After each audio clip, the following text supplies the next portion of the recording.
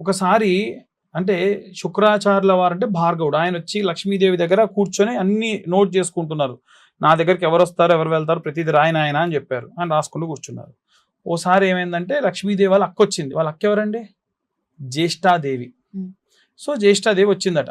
వచ్చినప్పుడు లక్ష్మీదేవి అడిగింది, అక్క నువ్వు ఎవరింటికన్నా వెళ్తే నా భక్తులు ఇబ్బంది పడుతున్నారు అక్క, నువ్వు ఎవరింటి దరిదాపుల్లోకి వెళ్లకుండా ఉంటావు అని అడిగారు. వెంటనే జ్యేష్ఠాదేవి ఏమన్నదంటే, ఎక్కడైతే ఆడవాళ్ళు నీలా తయారవుతారో ఆ ఇంటి దరిదాపులోకి నేను రాను చెల్లి అని చెప్పింది. అంటే అమ్మవారు ఎలా ఉంటారు? నిండుగా చీర కట్టుకొని సాంప్రదాయంగా ఉంటూ నిండుగా బొట్టు పెట్టుకొని ఉన్నంతలో నగలు పెట్టుకొని గాజులు పెట్టుకొని కాళ్ళకు పసుపు గడపకు పసుపు పెట్టుకొని రోజు కాకపోయినా కనీసం శుక్రవారం నాడు ఇల్లంతా శుభ్రంగా ఉంచుకొని ఉంటే ఆ ఇంటి దరిదాపుల్లోకి కూడా జ్యేష్ఠాదేవి రాదు.